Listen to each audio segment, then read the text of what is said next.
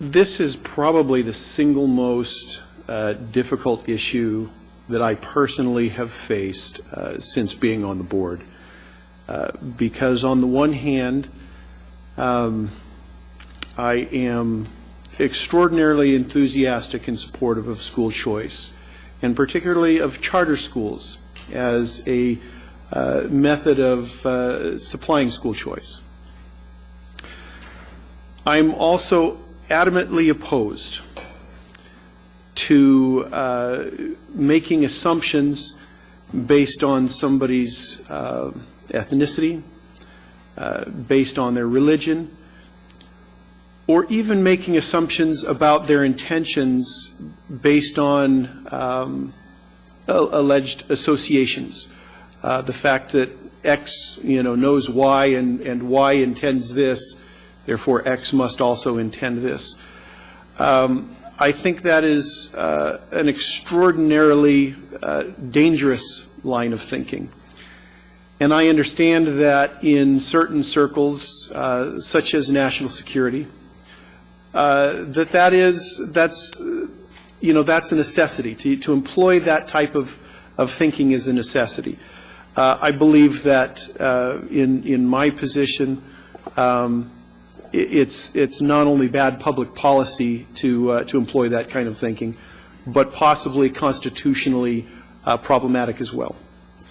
I have absolutely, I believe that I cannot now or ever consider, the fact that that the applicants are a certain nationality or a certain religion, or have affiliations with those who have ideas that maybe I don't like, unless there's some actual evidence that the applicants in front of us have bad motives.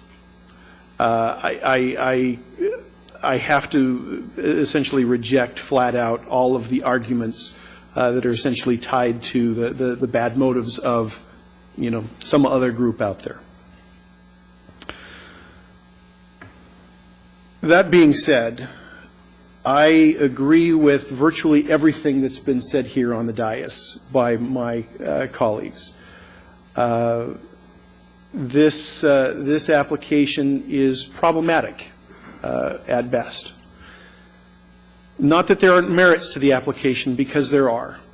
And the application has developed in many ways since the beginning of the process, and is certainly a stronger application now than when they started. However, I still think there are weaknesses on the board. I think that it isn't as diverse in terms of the talents and qualifications of the folks involved as what it could be. I think some of the weaknesses in the other areas that I see are a result of really the weaknesses on the board, and that's not saying that the individual board members themselves are not strong board members, but the board as a whole is not a strong board because of a lack of diversity, again, in qualifications and strengths and experiences that are brought to the table. I believe that the budget is, again, problematic at best. Even though it, again, has come a long way, I think there are huge question marks as to the viability of the fiscal model used in the budget. And finally, I agree 100% with the notion that in order for a charter school to have a chance, it has to have community support. The applicants have essentially urged us to adopt a field of dreams philosophy, that if you build it, they will come. I don't feel like we're in a position that we can trust that. We can't just take that for granted. The support has to be there first. And I understand that there are challenges with getting the support. I can't even imagine how difficult it is to try and drum up support particularly in the face of, very strong opposition to get the community support without any commitment from the board, without any commitment. I understand that there's challenges, but it has to happen that way.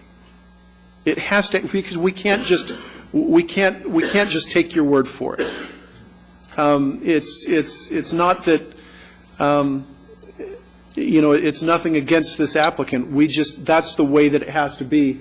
And I agree with Mr. Hornberger that there was wisdom when our legislators put that in code, that you have to evidence some support. Even though I agree with everything that, or virtually everything that has been said by my colleagues, I agree with everything except for the outcome, which is to support the base motion to deny the application. The reason I can't support that motion is because my problem is not with the applicants, but with the application. And I believe that the application can be fixed. Not that it necessarily would be fixed if we granted an additional 6 months, but it's certainly possible. It is within the realm of possibilities that the application could be fixed, that the deficiencies in the application could be remedied. And under the conditions which I laid out in my motion, that the applicant would take everything that has been laid out in the process and would go away for 6 months, fix the application, come back, and in a single meeting we would have a work session, public hearing, and vote. It wouldn't require a great amount of board time or staff time, require virtually no resources on our part, but would simply give another opportunity at the chance to have a school choice, another school choice here in Loudoun County. I feel like unless we believe, and as some who've spoken have suggested, that there's no possible way for these applicants to produce a viable application. I don't believe that. I have a lot of respect for these applicants, and I have no reason to believe that they can't work on diversifying their board, work on coming up with a stronger and more viable budget with better budget details, and certainly could come up with the support necessary to make the school successful. So for those reasons, because I support, even though I do not support this application as it stands now, I don't see anything gained by making the applicants start from scratch. Certainly, even with what the board is, the direction the board is going with the base motion, the applicants could go back to could have a new application, go back to the state, to the beginning of the process. I don't see where that gets us anything additional to make them jump through the additional hoops and go back through all of the red tape that was required to go through the beginning of the process.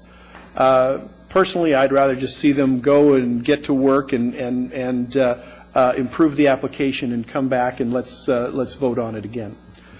So for that reason, I will not be supporting the motion that is currently in front of us.